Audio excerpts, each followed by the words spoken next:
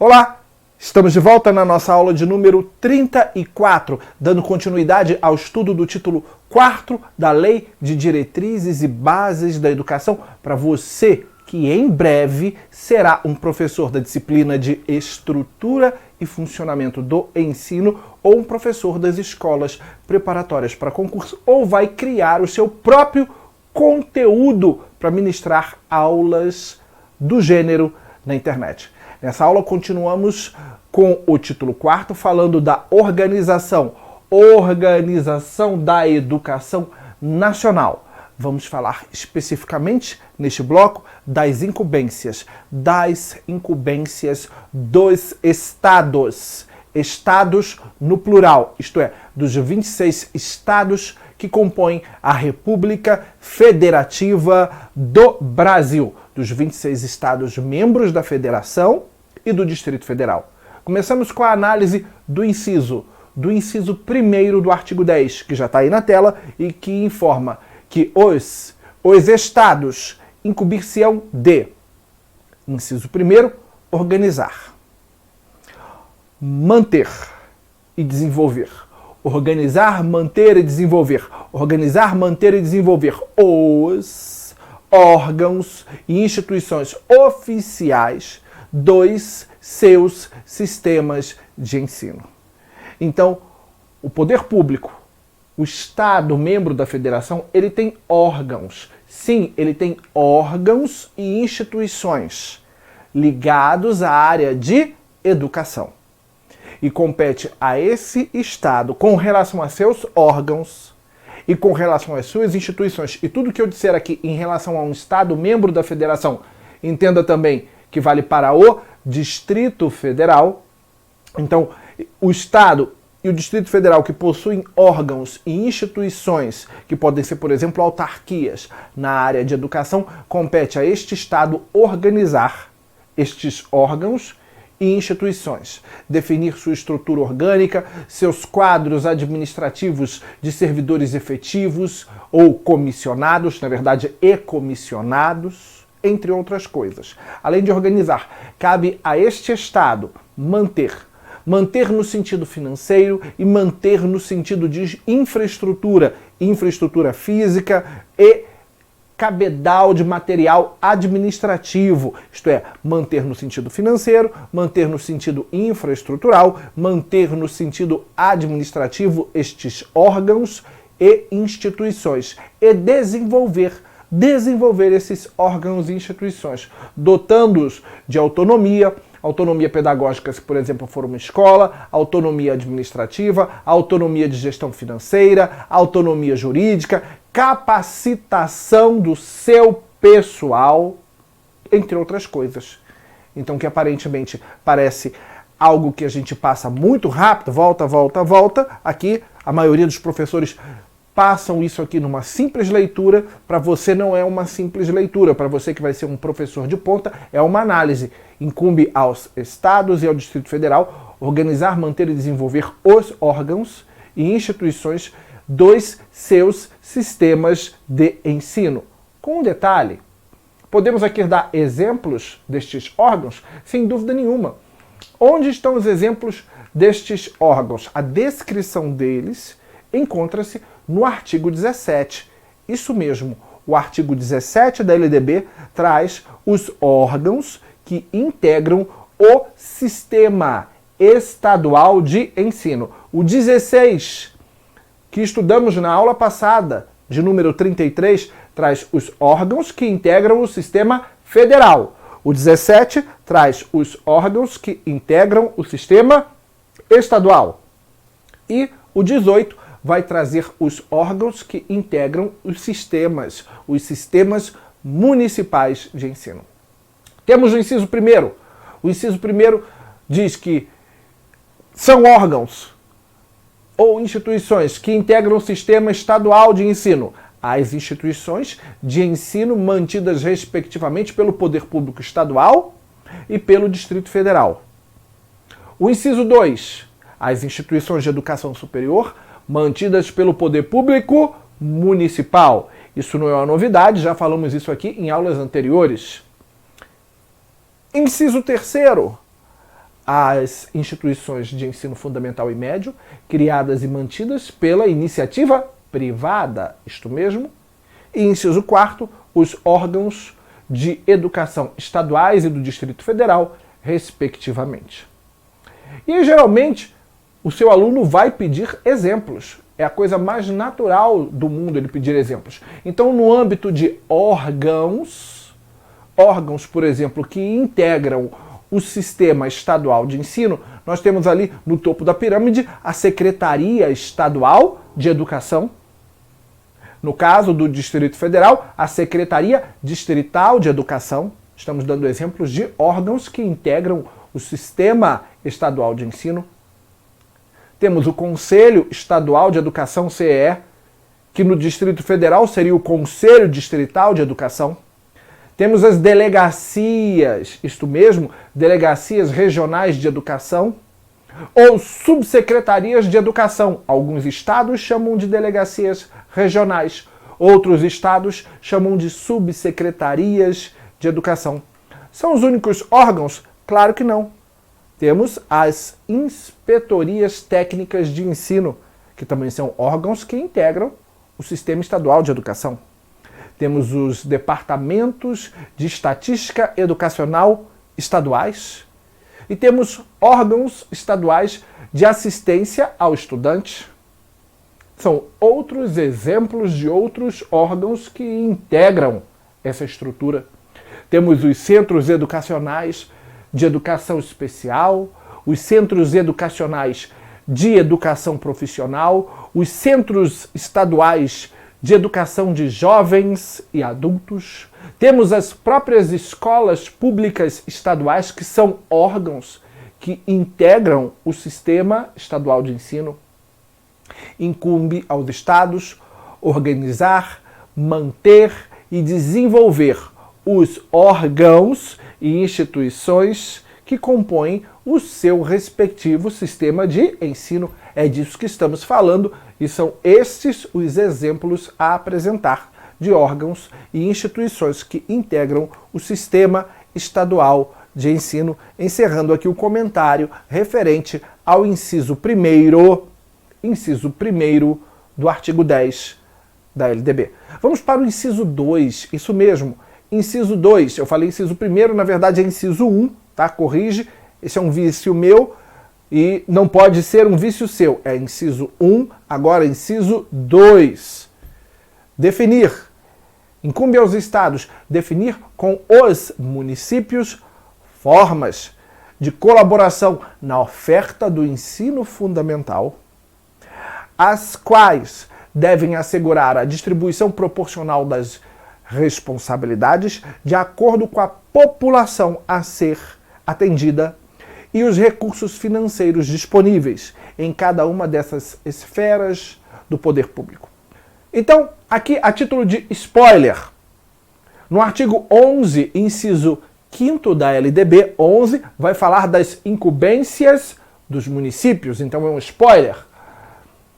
Veremos que o município é o principal mantenedor do ensino fundamental. E aqui, juntamente com outro inciso que a gente já vai ver aqui na frente, vamos ver que o Estado membro da federação, é o principal mantenedor do ensino médio. Não obstante, o Estado tem uma responsabilidade, Estado membro da federação, tá? Aqui toda vez que eu falar agora Estado, é Estado membro da federação, ele tem uma responsabilidade subsidiária com relação ao ensino fundamental. Isso é, aqueles municípios que têm menos aporte financeiro serão ajudados pelo Estado, pelo respectivo Estado a que pertence, para que possam prestar serviços educacionais na área do ensino fundamental. Eles terão a ajuda do Estado para isso. E o Estado, para isso, firma convênios com os municípios. E o Estado, para isso, muitas vezes, se junta com um município e cria um sistema único de educação básica. Cuidado! Não existe um sistema único de educação na LDB, como existe um sistema único de saúde no universo jurídico e na prática, um SUS. Não obstante, existe um conceito que a gente vai estudar daqui a pouquinho, que é o Sistema Único de Educação Básica, que pode ser criado pelo Estado e um município que ao Estado integre, a fim de garantir o cumprimento do disposto nesse inciso. Definir com os municípios formas de colaboração na oferta do ensino fundamental. Isso é definido geralmente na forma de convênio, criando-se muitas vezes um sistema único de educação básica para aquele município. Sendo definida essa colaboração, ela deve assegurar uma distribuição proporcional das responsabilidades de acordo com a população a ser atendida e os recursos financeiros disponíveis em cada uma das esferas do poder público. O município vai dar quanto, o Estado vai dar quanto, quem vai ceder o prédio para ser criada naquele prédio a escola, quem vai pagar os professores, tudo isso pode ser definido num convênio, através da formação de um sistema único de educação básica, que é o instrumento que geralmente é utilizado para operacionalizar o inciso 2 do artigo 10. Dando continuidade, vamos para o inciso 3, isso mesmo. Incumbe aos estados elaborar. Elaborar e executar. Não adianta só elaborar, pensar, botar no papel, transformar o planejamento em um plano. Elaborei. Eu elaboro e executo o quê? As políticas e os planos educacionais. Perceba que eu não destaquei o termo planos educacionais à toa. Em consonância com as diretrizes e planos nacionais de educação, respeitando o Plano Nacional de Educação, integrando e coordenando as suas ações à ação do Estado membro da Federação, e as do seu ou seus municípios. Vamos dividir isso aqui em partes para podermos entender melhor o que está disposto aqui no inciso 3. É a incumbência dos estados, membros da federação, elaborarem e executarem o quê? Políticas e planos educacionais. Não existe o Plano Nacional de Educação? Não falamos dele em aulas anteriores? O governo federal, em regime de colaboração, faz o Plano Nacional de Educação. E os estados? Compete aos estados e aos municípios elaborarem e executarem políticas e planos educacionais no âmbito estadual. Então os estados têm que compor o seu plano estadual de educação em consonância com o Plano Nacional de Educação. Isso é, ele tem que ter macro-objetivos. Esses macro-objetivos devem se materializar através de metas, e essas metas devem se tornar execuíveis através de diretrizes. Veremos que os municípios também têm que fazer isso. Os municípios são obrigados também a formularem os seus planos municipais de educação, em consonância com o plano estadual e em consonância com o Plano Nacional de Educação. Um plano que também terá macro-objetivos para a localidade, para o município, que se materializa também através de metas, que se tornam execuíveis através de diretrizes. Então, os estados elaboram e executam políticas e planos educacionais em consonância com as diretrizes e planos nacionais de educação. Tem que estar aí em consonância. De acordo com o plano nacional, alinhado com o plano nacional. De tal forma que ele vai fazer isso, o Estado, coordenando as suas ações, a ação do Estado com as ações de seus municípios. Então é disso que a gente está falando, nesse inciso 3º. E aí a gente faz uma remissão ao artigo 8º. 8º do Plano Nacional de Educação, por óbvio, a Lei 13.005 do ano de 2014. O artigo 8º da Lei 13.005 de 2014 nos traz uma informação que é demasiadamente preciosa. Ele nos trouxe um prazo de 1 ano a contar da publicação, para que todos os estados da federação e todos os quase 6.000 municípios fizessem os seus planos de educação. 1 ano a contar da sua publicação, para que os estados, o Distrito Federal e os municípios. Então, o artigo 8º da Lei 13.005 de 2014 diz que os estados, o Distrito Federal e os municípios, no prazo de 1 ano a contar da sua publicação, elaborem seus correspondentes planos de educação. Então, se você mora em um estado que não tem o plano estadual de educação, está pegando para o legislativo do teu estado, que deveria ter chamado a comunidade através de audiências públicas para compor o plano estadual de educação. Se você mora em um determinado município dos quase 6.000 municípios da República e não tem no seu município um plano municipal de educação, e se ele foi feito sem que a comunidade escolar fosse chamada em audiências públicas para poder discuti-lo, se não foi chamado, está pegando. Se não tem, está pegando mais ainda, ou tanto quanto, porque o prazo limite foi 1 ano, a contar do ano de 2014. Isso é, em 2015, todo mundo, todos os entes da federação, estados e municípios já deveriam estar com seus planos estaduais e municipais de educação prontos. Aqui no Distrito Federal, foi feito, no ano de 2015, o Plano Distrital de Educação, o PDE.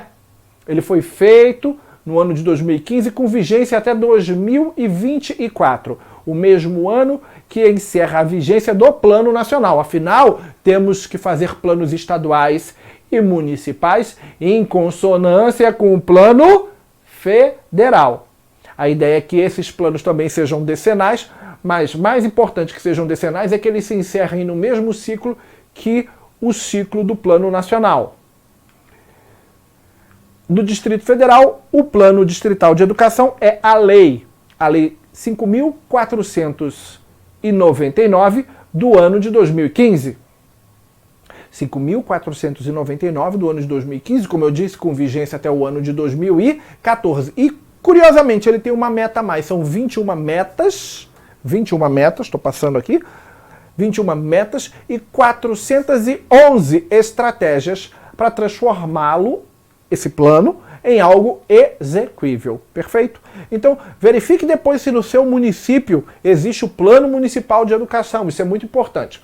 Bem, agora eu vou trazer para você, que vai dar aula desse tema, algumas notas que são interessantes de serem esboçadas em sala de aula. Observações, peculiaridades que podem ajudar numa prova discursiva ou até mesmo numa prova objetiva mais elaborada, e que geralmente os professores nem comentam em sala de aula. A primeira nota é referente ao Plano Distrital de Educação, ou ao Plano Estadual de Educação, ou ao Plano Municipal de Educação. Por que que esse plano, no âmbito estadual, ou municipal, ou distrital, por que que esses planos existem?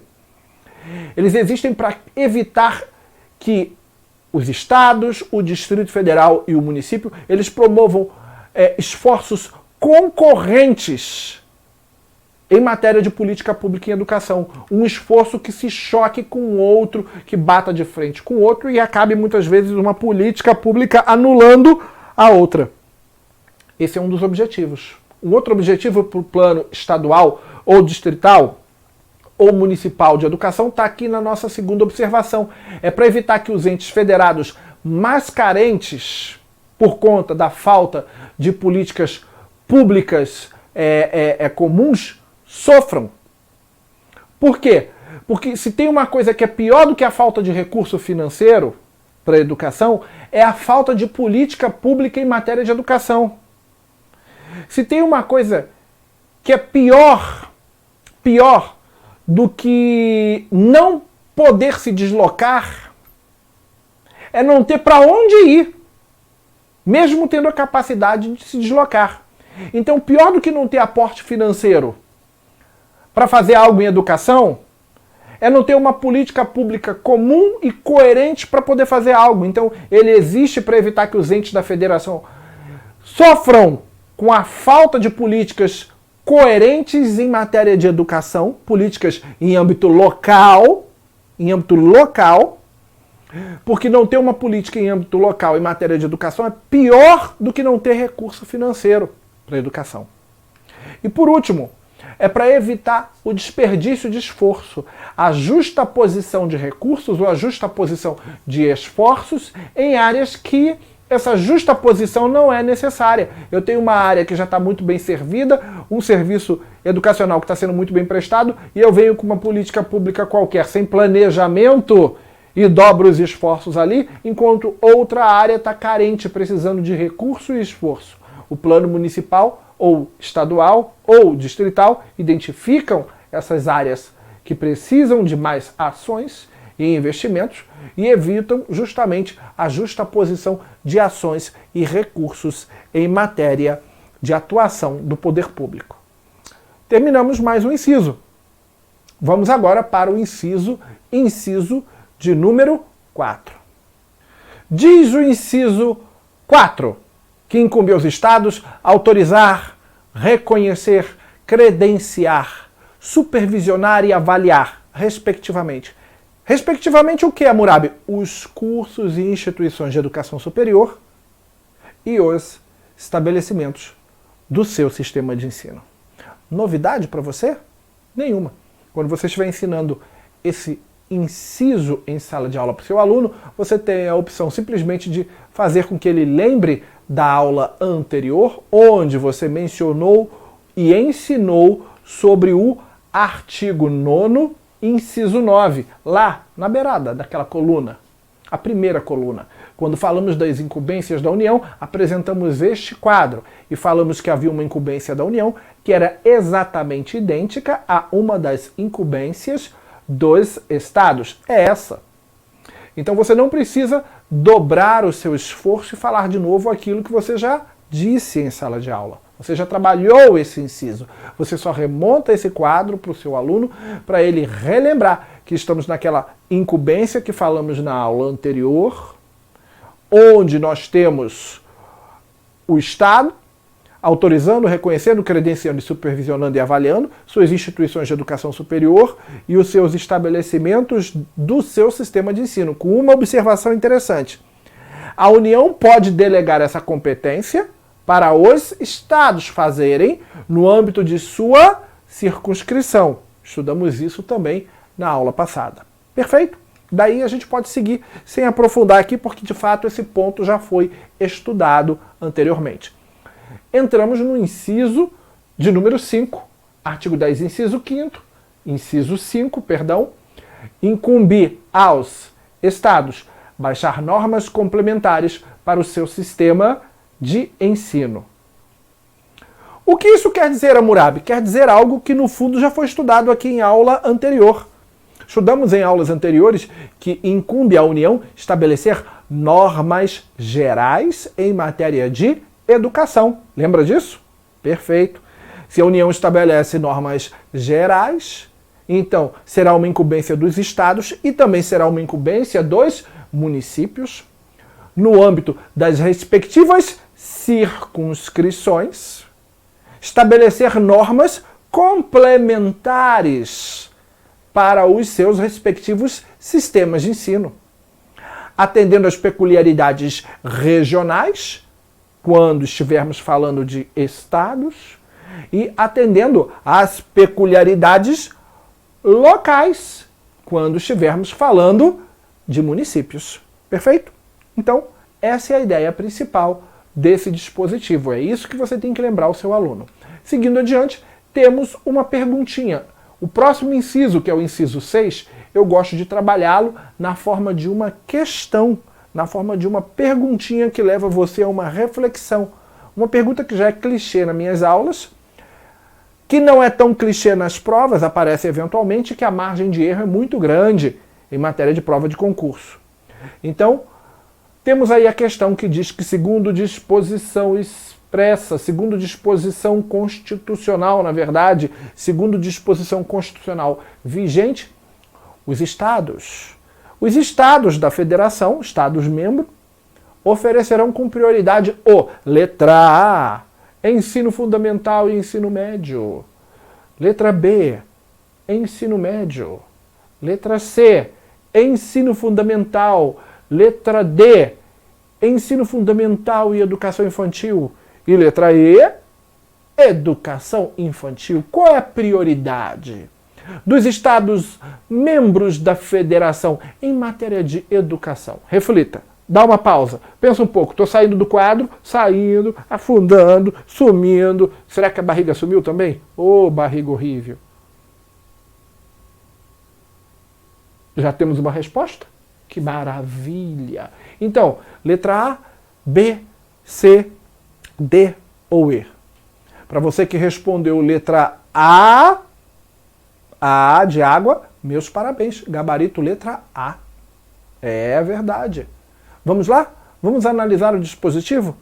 Bem, vamos analisar 2 pontos cruciais que envolvem o tema. O primeiro é a Constituição Federal. Constituição Federal de 1988, artigo 211, parágrafo 3º. Lá informa que os estados e o Distrito Federal atuarão com prioridade, no ensino fundamental e médio. Muito bom. E na LDB, no artigo 10, inciso 6, que é o que estamos estudando agora. Incumbe aos estados assegurar o ensino fundamental e oferecer com prioridade o ensino médio a todos que demandarem, respeitado o disposto no artigo 38 desta lei. Volta na questão. Entendeu por que a letra A é o gabarito? Ensino fundamental e médio? Ou ainda não viu? Olha para o enunciado. O enunciado está perguntando, segundo disposição constitucional vigente. Eu quero a resposta da Constituição e não a resposta da LDB. E na Constituição, a prioridade dos estados é o ensino fundamental e o médio, que atenderão prioritariamente ensino fundamental e médio. Se a pergunta fosse feita à luz da LDB, a resposta seria apenas o ensino médio. Mas como a pergunta foi feita à luz da Constituição, disposição constitucional vigente, prioridade, letra A, ensino fundamental e médio. Se a pergunta fosse feita segundo a LDB, o gabarito seria letra B de bola, apenas o ensino médio. A mesma pergunta com 2 respostas diferentes, dependendo do diploma jurídico para o qual nós nos dirigirmos. Uma resposta para a Constituição, outra resposta para a LDB, e há perguntas que podem ser feitas que possuem inclusive 3 respostas diferentes. Quando estivermos aprofundando no estudo das diretrizes curriculares nacionais para a educação básica, descobriremos que há perguntas que podem ter 3 respostas diferentes. Uma se for feita segundo a Constituição, outra se for feita segundo a LDB e outra se for feita segundo a DCN para a educação básica. Então, você precisa sempre se atentar ao enunciado e ensinar o seu aluno a ler o enunciado. Há muitos professores que dão uma dica furada, uma dica maldita para o aluno, para quando ele olhar a pergunta, ver que o enunciado é muito grande, ignora o enunciado e vá logo para as respostas. Isso é preguiça de ensinar.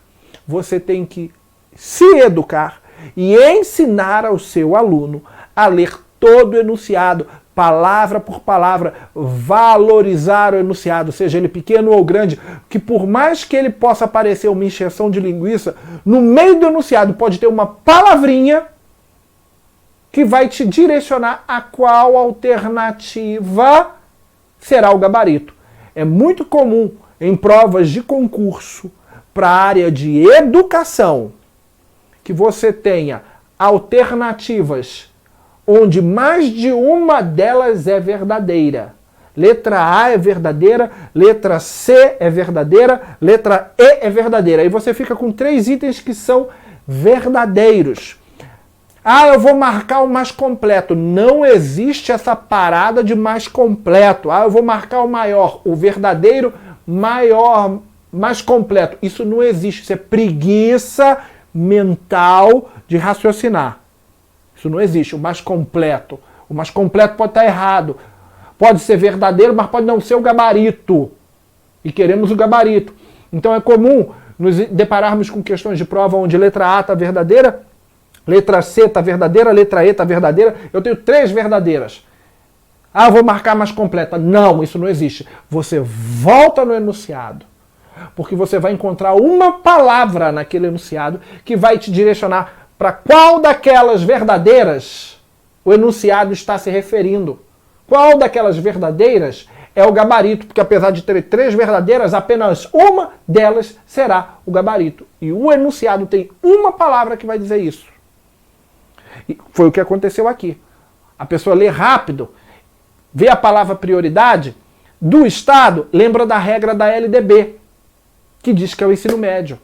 Mas passou batido, passou rápido e não se atentou à palavra constitucional, disposição constitucional vigente. Isso é, a minha pergunta estava sendo feita segundo a Constituição, e a prioridade segundo a Constituição não é só o ensino médio, como aparece aqui na LDB. Ela é o médio e ela é também o fundamental. Espero ter deixado isso claro. Então aqui vale mais uma última nota sobre o tema. Vale ressaltar que a oferta do ensino fundamental ela é responsabilidade secundária dos estados. O ensino fundamental tem responsabilidade secundária. O Estado tem responsabilidade secundária sobre o ensino fundamental, porque a responsabilidade primária será dos municípios. E o Estado membro tem responsabilidade primária sobre o ensino médio. Perfeito? Muito bem. Vamos dar continuidade ao nosso estudo, espero que você não esteja cansadinho, vamos até o último inciso do artigo 10, perfeito? O inciso 7 fala que também é uma incumbência dos estados assumir o transporte escolar dos alunos da rede estadual. E aí você que está estudando para ser um professor dessa disciplina, certamente você também está vendo outras aulas no YouTube gratuitas, certamente você já estudou com outros professores, e a maioria deles lê esse inciso. E aí, entendeu? Entendeu? Compete ao Estado assumir o transporte dos alunos da rede estadual. Valeu? Tenho que explicar aqui? Não, não tem. E aí passa para o próximo. E isso é preguiça de pesquisar. Tem muito professor que está dando aula que não está fazendo como você. Tem professor que não pesquisa, que não estuda, que só lê a LDB e acha que pode chegar ali e dar aula disso. O professor tem que ser um pesquisador. Ele tem que ser um curioso. Ele tem que fazer um levantamento mínimo daquele dispositivo que ele está lendo, por mais que ele seja óbvio. Por mais que você trabalhe algo óbvio, você tem que ter um exemplo ou 2 para dar para o seu aluno em sala de aula. Aqui, por exemplo, quando a gente fala do inciso 7º, é o momento oportuno para falarmos, por exemplo, do programa Caminho da Escola. É, o programa Caminho da Escola. É um dos pontos que podem ser apresentados como políticas públicas na área de transporte escolar para os alunos da rede estadual, distrital e municipal. Esse programa Caminho da Escola, ele tem um objetivo que é renovar, padronizar e ampliar as frotas de veículos escolares das redes públicas dos municípios, do Distrito Federal e dos estados. Renovar, padronizar e ampliar a frota de veículos. Ele não está para custear passagem de aluno, não. Preste atenção. O programa Caminho da Escola, ele não custeia passagem de aluno em transporte coletivo. Não. Existe um outro programa que vai custear a passagem do aluno em transportes coletivos do sistema de transporte público do município ou do estado. O programa Caminho da Escola, ele visa renovar, padronizar e ampliar frota de veículos. Isso é, a compra, ele visa a compra de ônibus escolares, como esses aqui, ó, ônibus escolares que prestam serviço para o município e prestam serviço para os estados. São comprados com dinheiro do programa Caminho da Escola. São só ônibus? Não. Também tem lancha. Tem lancha? Tem. Tem bicicleta? Tem bicicleta. Olha aí. O programa Caminho da Escola compra bicicleta geralmente para alunos de áreas rurais que moram a determinada distância das escolas, para que eles possam ir para a escola de bicicleta. Dinheiro comprado com o programa Caminho da Escola. comprar lanchas que são fabricadas. Olha que maravilha isso aqui, uma lancha fabricada especialmente para atender a populações ribeirinhas. Populações que moram em regiões caiçaras, em áreas lacustres da região amazônica, atendidas por embarcações padronizadas, fabricadas para o transporte escolar. Isso é custeado com dinheiro do programa Caminho da Escola, que é repassado para os estados, que é repassado para os municípios. Aí o estado recebe esse repasse e arca com essa despesa. Então, recapitula, volta e volta. E volta mais um. Não voltou, volta agora. Incumbe aos estados assumir o transporte escolar dos alunos da rede estadual. Ele assume, recebendo inclusive repasse de verba do governo federal e pegando o seu dinheiro, o dinheiro que é repasse de verba do governo federal e aderindo ao programa Caminho da Escola, padronizando sua frota de ônibus, bicicletas e lanchas. Está aí um bom exemplo. É o único? Não. Temos um outro. Eu estou deixando aqui para tua pesquisa como professor, se quiser saber mais sobre o programa Caminhos da Escola, o site do Fundo Nacional de Desenvolvimento da Educação com o link direto para o programa Caminhos da Escola. É só pegar essa apresentação de slide que você tem disponível, você que está fazendo o curso comigo tem essa apresentação disponível, clica nela e você vai direto para poder saber um pouco mais sobre o programa. É legal você saber sobre o programa, tá? Só que a aula não é do programa, então não vou aprofundar muito nele. O PENAT, que maravilha! O Fundo Nacional de Desenvolvimento da Educação também custeia um outro programa de transporte escolar, que é o chamado PENAT, que é outro exemplo que você pode dar quando estiver trabalhando nesse inciso. O que vem a ser o PENAT? A gente tem aqui algumas notas sobre o PENAT. É o Programa Nacional de Transporte Escolar. Repetindo, o Programa Nacional de Transporte Escolar, criado pela Lei 10.880, repetindo, mas está aqui, 10.880, do ano de 2004. É esse programa que custeia a passagem dos alunos em área urbana e área rural, de preferência em área rural, mas hoje também já acontece para alunos da área urbana. É com esse dinheiro desse programa que a passagem do aluno é custeada nos sistemas públicos de transporte municipal e estadual. Ele custeia a despesa. Então ele não é para manutenção de uma frota própria. Para manutenção de uma frota própria, aqueles ônibus amarelinhos escolares, é o dinheiro do programa Caminho da Escola. Caminhos da Escola. Agora, o dinheiro do Programa Nacional de Transporte Escolar vai custear as passagens de ônibus dos alunos. Então ele tem como objetivo assegurar o acesso de estudantes residentes inicialmente na área rural, mas hoje já estendido para várias áreas urbanas, a rede pública de ensino. Até 2008, o ano de 2008, os repasses eram destinados apenas para atender alunos do ensino fundamental, tá? Mas a partir de 2009, eles passaram a se estender para alunos da educação infantil, em específico alunos da creche e da pré-escola, e alunos do ensino médio. Quando eu digo que ele se estendeu para alunos de creche e pré-escola, esse programa passou a custear a passagem dos pais que levam seus filhos para a creche e para a pré-escola. O dinheiro do Programa Nacional de Transporte Escolar, ou PENAT. Então você tem ótimos exemplos para trabalhar com os alunos aí. Lembrando aqui, como segunda nota e observação importante, e aqui com um pouco de tom de natureza política, porque não dá para ser um professor, mesmo em curso preparatório para concurso público, sem um viés político expresso, tá? Esse dinheiro do PENAT, ele recebe um repasse de recursos do Fundo Nacional de Desenvolvimento da Educação. O que é o FNDE? O Fundo Nacional de Desenvolvimento da Educação. Ele é uma autarquia, isso é, pessoa jurídica de direito público, vinculada ao Ministério da Educação. Isso é, ele é uma entidade do governo federal, vinculada ao Ministério da Educação, tá? que considera para cálculo de valores o número de alunos informado no censo escolar do ano anterior, no chamado Educacenso, a posição do município na linha de pobreza, e após 2008, esse Fundo Nacional passou a considerar também o Índice de Desenvolvimento da Educação Básica, o IDEB, para determinar os valores de repasse para cada ente da federação.